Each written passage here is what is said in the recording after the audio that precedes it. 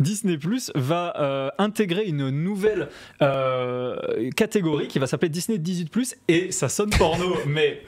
Alors, est-ce qu'on peut se mettre d'accord sur ce sujet? On peut dire oui et passer au sujet suivant, parce que clairement, ouais, ça sonne Disney 18+, je veux voir Mickey et Dingo dans des scènes un peu bizarres. Et moi, je veux voir le logo surtout. Ah ouais, bah, le logo, tu l'as là, regarde dans cette news.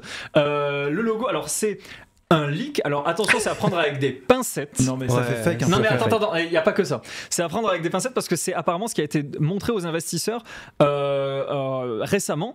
Donc apparemment à partir du 21 avril. C'est un stagiaire qui a fait le logo, non? Parce que... Non mais attends, mais en fait ça c'est une capture d'écran d'une vidéo de présentation que je vais vous montrer.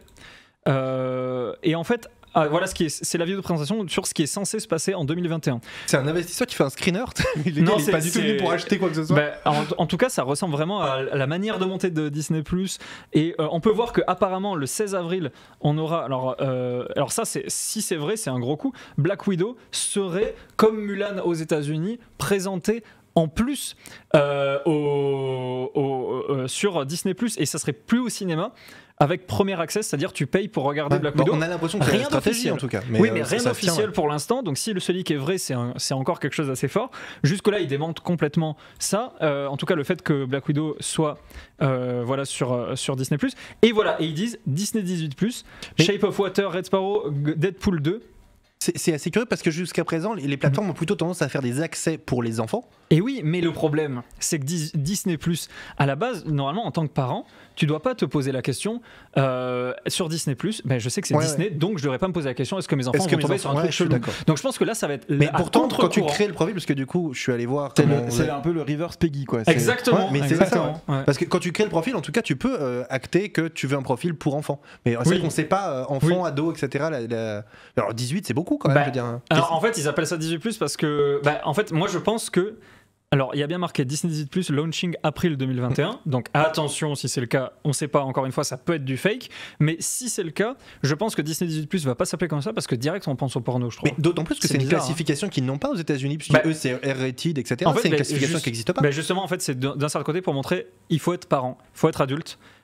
Pour parler pour regarder ça. Et justement, en fait, ils ont tout un catalogue qui dort. Il faut savoir que les Aliens, c'est à eux maintenant, puisqu'ils ont racheté la Fox. Il faut savoir que Deadpool, c'est à eux, c'est rated R, donc ça veut dire interdit au moins de 13 ans sans un compagnon aux États-Unis. En tout cas, alors je sais pas aux États-Unis si c'est vraiment très différent, mais le catalogue de Disney Plus est pauvre pour l'instant. Alors aux États-Unis, c'est beaucoup plus fourni, mais comme toujours en France on est un petit peu les parents pauvres, mais il faut savoir que c'est quand même pas la folie aux États-Unis non plus Disney+, et c'est pour ça que le pricing est très intéressant par rapport à Netflix. Ils sont pris en complément. Mais je pense que Disney vivait jusqu'à présent de droits signés avec différents autres canaux de diffusion, en l'occurrence Canal en France, et il y a beaucoup de documentaires qui à mon avis sont encore licencés. Tout à fait. Sous les replays et les chaînes de Canal. Je crois que Canal distribue encore National Geo qui fait partie des sections, etc. Et là, ils ont un catalogue de documentaires absolument génial, National Geo, et là il y en a 10 quoi. Enfin, il y a peu de choses. Non, ben là, en tout cas, c'est surtout, je pense que ça a été lancé très très tôt, mais l'année prochaine, c'est l'année Disney+. On a vraiment des séries Marvel qui arrivent,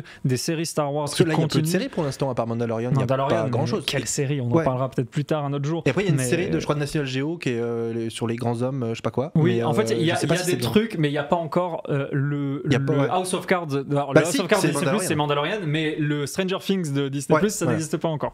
Mais on y arrivera. Voilà, très rapidement, Disney 18+. Il y a cette série aussi scientifique avec Neil deGrasse Tyson. Là, oui, Cosmos.